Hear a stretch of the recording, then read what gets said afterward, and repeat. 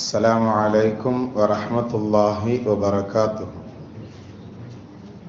نحمده ونصلي على رسوله الكريم. أما بعد، فقد قال الله تعالى في القرآن العظيم والفرقان المجيد: أعوذ بالله من الشيطان الرجيم بفضل بسم الله الرحمن الرحيم.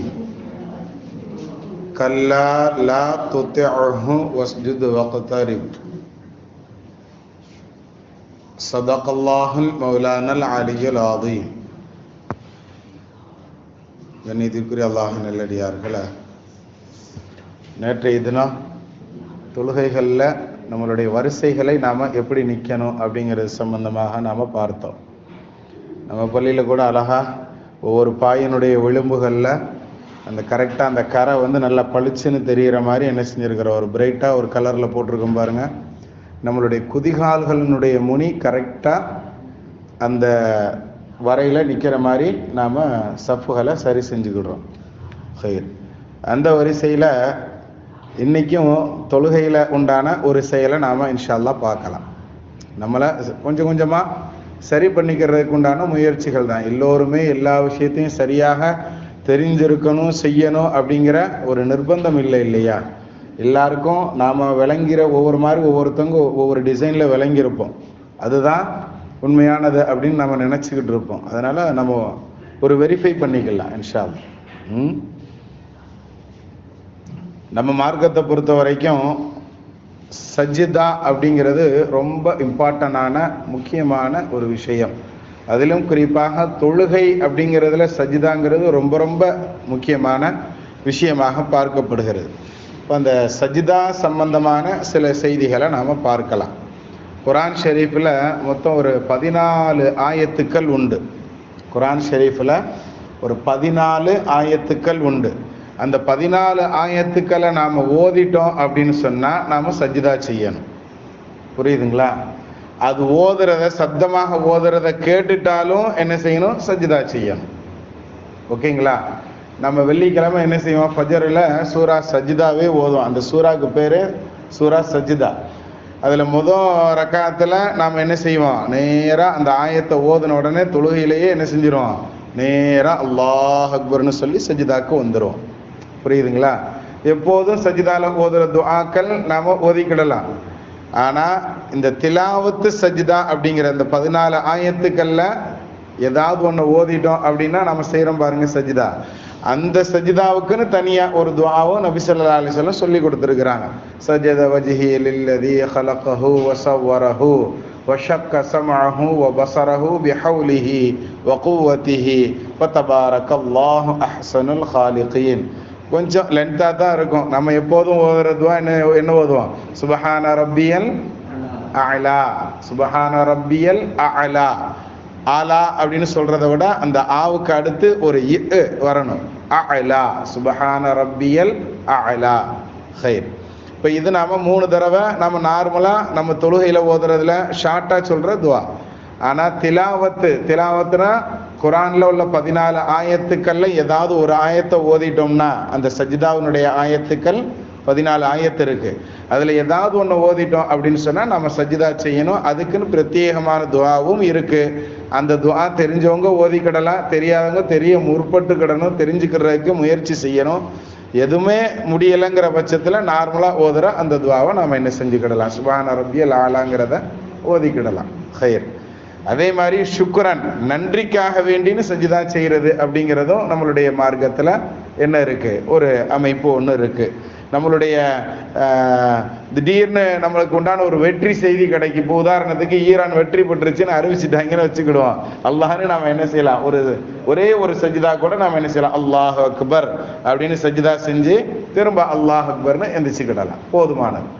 ஷாஃபியாக்கள் என்ன செய்வாங்க அப்படின்னு சொன்னா, முறை பிரகாரம் தக்பீர் கட்டணும், அல்லாஹ் அக்பர்னு நிலையிலிருந்து சஜிதாக்கு வரணும். புரியுதுங்களா? அல்லாஹ் அக்பர் 2வது சொல்லி அதுக்கப்புறம் நாம என்ன செய்யணும், சலாம் கொடுத்து முடிக்கணும் அப்படிங்கிற மாதிரியும் ஒரு கவுல் உண்டு.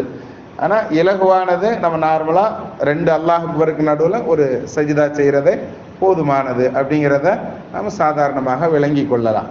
இது குரான் உட்கார்ந்து ஓதிக்கிட்டே இருக்கிறோம். அந்த 14 ஆயத்தில் ஒரு ஆயத்தை வந்துருச்சுன்னா நம்ம எழுந்து தக்பீர் கட்டி பண்ணணுங்கிற அவசியம் ஹனஃபி மதுஹப்ல இல்லை.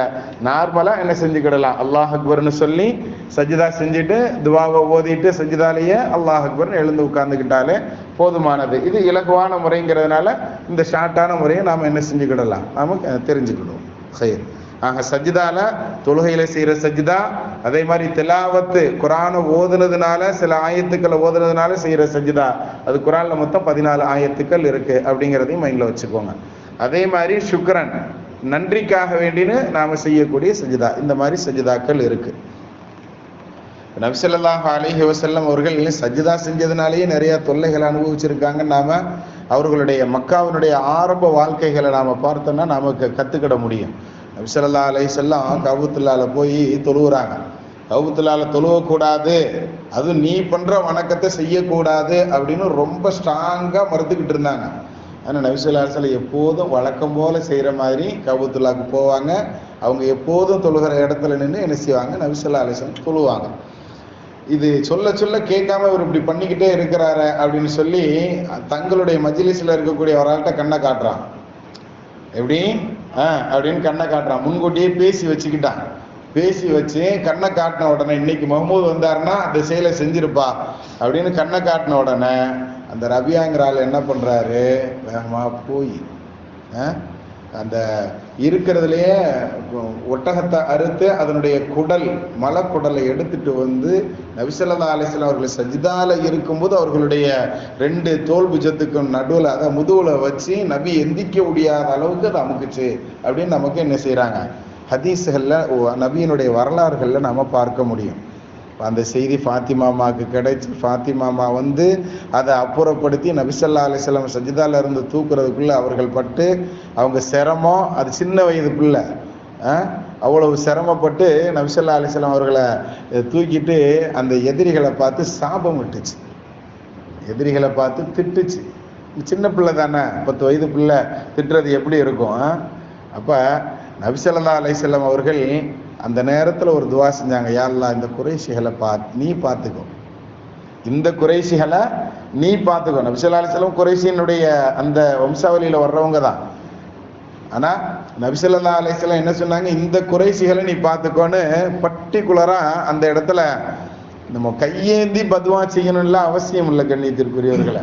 பதுவாங்கிறது என்னன்னா மனதளவில் வெம்பி புழுங்கி ஏதாவது ஒன்று நம்ம சொல்லிட்டோம், அதை பற்றி நம்ம இது பண்ணிட்டோம்னு சொன்னாலும் அதுவே பதுவாவாயிருங்கிறத நமக்கு அந்த இடத்துல அந்த நபியினுடைய ஒரு வார்த்தை நமக்கு என்ன செய்யும், கற்றுத்தரும். நபி அந்த நேரத்தில் என்ன சொன்னாங்களா, ரப்பே இந்த குறைசிகளை நீ பார்த்துக்கோ அப்படின்னு சொன்னாங்க. பர்டிகுலரா அந்த இடத்துல இருந்தவர்களுடைய பெயர்கள் யார் யாரெல்லாம் இருந்தாங்க அப்படிங்கிறத என்ன செய்யறாங்க, வரலாற்று ஆசிரியர்கள் கரெக்டா பெயர்களை எழுதுறாங்க.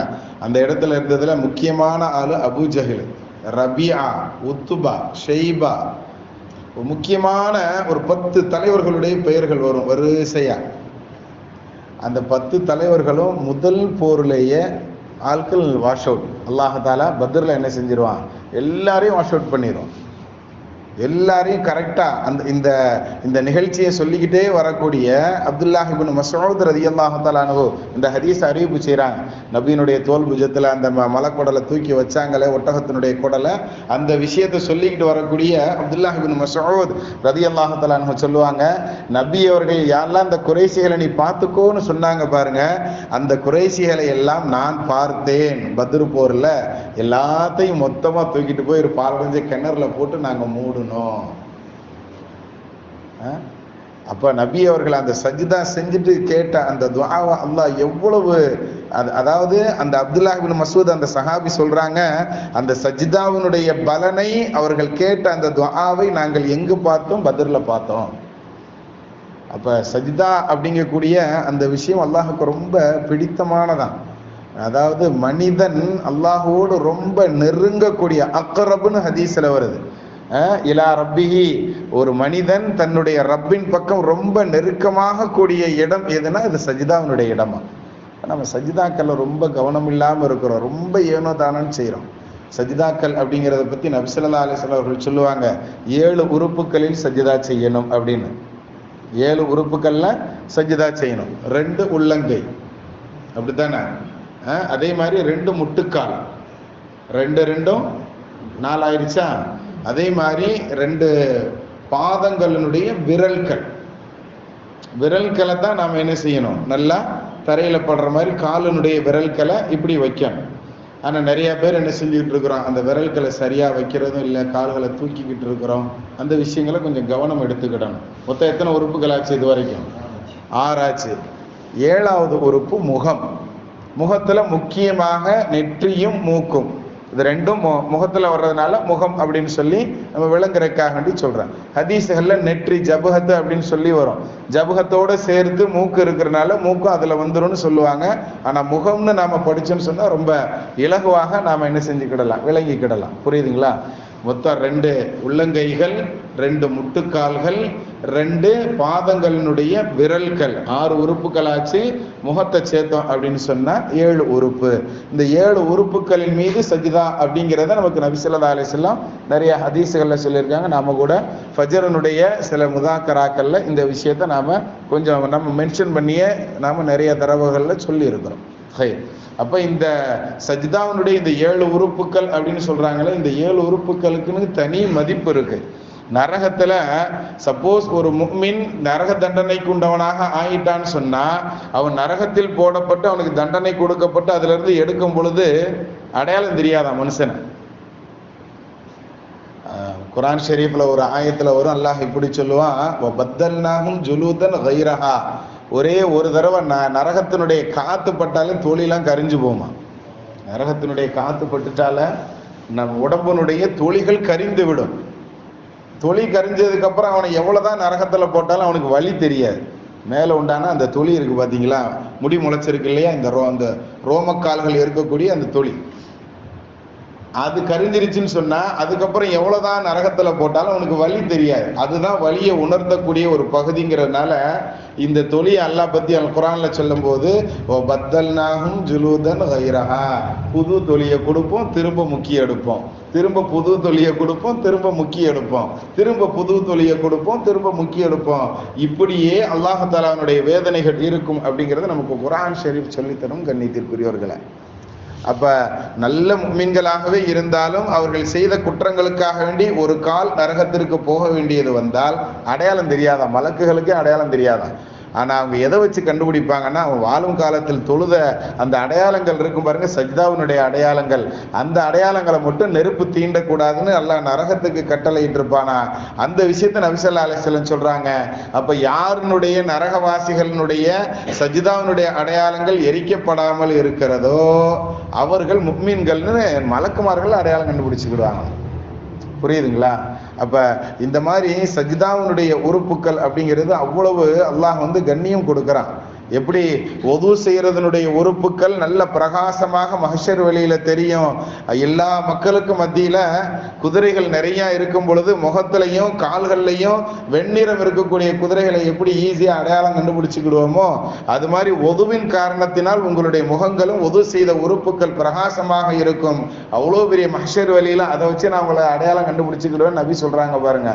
அதே மாதிரி மலக்குமார்கள் நம்மள இந்த சஜ்தாவினுடைய செய்த அந்த உறுப்புகள் கரிஞ்சு போகாமல் இருக்கிறத பார்த்து நம்மள மலக்குமார்கள் அடையாளம் கண்டுபிடிச்சுக்கிடுவாங்கன்னு நமக்கு நபி ஸல்லல்லாஹு அலைஹி வஸல்லம் அவர்கள் சஜ்தாவுடைய உறுப்புகளை பத்தி சொல்லும் போது அவ்வளவு தெளிவாக சொல்லுவாங்க. கண்ணியத்திற்குரியவர்கள் கைர் அல்ஹம்துலில்லாஹ்.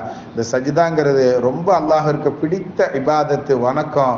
அந்த சஜ்தாக்கள்ல இருந்து நீங்கள் உங்களுடைய துஆக்களை அதிகமாக கேளுங்கள்னு நபி ஸல்லல்லாஹு அலைஹி வஸல்லம் சொல்லியிருக்காங்க. இமாம் முஸ்லிம் ரஹ்மத்துல்லாஹி அலைஹி அவர்கள் தங்களுடைய கிதாபில் பதிவு செஞ்சிருக்கிறாங்க. அது அந்த ஹதீஸ் மொட்டையா வர்றதுனால தொழுகையினுடைய சஜிதாவா அல்லது நார்மல் வெளியில நாம துவா கேட்கும் போது சஜிதா செஞ்சு கேட்கணுமாங்கிறதுல இமாம்களுக்கு மத்தியில கருத்து வேற்றுமை இருக்கிறது. சில இமாம்கள் சொல்லுவாங்க தொழுகையினுடைய சஜிதாவை தான் நபி ஸல்லல்லாஹு அலைஹி வஸல்லம் சொல்றாங்க அப்படின்னு சில இமாம்கள் எடுப்பாங்க. அவர்கள் அதற்குண்டான விளக்கங்களை சொல்லும் பொழுது தொழுகையினுடைய சஜிதாக்களில் நீங்கள் துவா செய்யலாம் இந்த ஹதீஸின் பிரகாரம். ஆனா அப்படி துவா செய்யறதாக இருந்தா நார்மலா தமிழ்ல நீங்க கேட்கிற மாதிரி துவா செய்யக்கூடாது. குர்ஆன்ல ஹதீஸ்ல வரக்கூடிய துஆக்களை செய்யுங்கன்னு ஷாஃபி இமாம் ரஹ்மத்துல்லாஹி அலைஹி என்ன செய்வாங்க, சட்டம் சொல்லுவாங்க. ஆனா மற்ற இமாம்கள் சொல்லும் போது இது தொழுகையினுடைய சஜ்தா அல்ல, யதார்த்தமாக உங்களுடைய துஆக்களை நீங்க கேட்கிறதாக இருந்தா நார்மலா உட்கார்ந்து கேட்போம் இல்லையா, அதுக்கு பதிலாக ஒரு சஜ்தா செஞ்சு அந்த சஜ்தால துஆவை கேளுங்க, அது ரப்புக்கு நெருக்கமானதாக இருக்கும் அப்படிங்கிற அந்த விளக்கத்துக்கு தான் இந்த முஸ்லிம் இமாம் சொல்லக்கூடிய ஹதீஸை வச்சுக்கிடணும்னு ஹனஃபி இமாம் போன்றவர்கள் சொல்லுவாங்க. கண்ணியத்திற்குரியவர்கள் அதாவது வெறும் சஜிதா மட்டும் செஞ்சு நாம கேட்கிறோம்னு சொன்னா அதுல நாம எந்த லாங்குவேஜ்லனாலும் கேட்டுக்கிடலாம். ஏன்னா அது தொழுகைக்குள் உள்ள இருக்கக்கூடிய சஜிதா அல்ல, வெளியே உள்ள சஜிதா. இதுல நாம எந்த லாங்குவேஜ்லனாலும் கேட்டுக்கிடலாம். தொழுகைக்குள்ள செய்யலாம்னு ஷாஃபி இமாம் சொல்றாங்க பாருங்க. அந்த சஜிதால நம்ம துஆ கேட்கிறதாக இருந்தா குர்ஆன் ஹதீஸ்ல வரக்கூடிய துஆக்களை மட்டும்தான் கேட்கணுங்கிறத நாம ஞாபகத்துல வச்சுக்கிடணும். அந்த மாதிரி துஆக்களா நம்ம மனப்பாடம் செய்வதற்கும் கற்றுக்கொள்ளணும் அப்படிங்கிறதும் அதுல ஒரு இம்பார்ட்டன்டான கருத்து உள்ள ஒளிஞ்சிருக்குங்கிறத நாம ஞாபகத்துல வைக்கணும். அல்லாஹ் தஆலா இது போன்ற இன்னும் இந்த சஜிதாக்களை பற்றி, இபாதத்துகளை பற்றி, இபாதத்துகள் உண்டான ஒவ்வொரு செயல்களை பற்றி முழுவதுமாக அறிந்து அமல் செய்யக்கூடிய நற்பாக்கியவான்களாக நம்மை கபூல் செய்வானாக. மிஹப்பி சய்யிதினா வ ஆலி சய்யிதினா முஹம்மதின் ஸல்லல்லாஹு அலைஹி வஸல்லம்.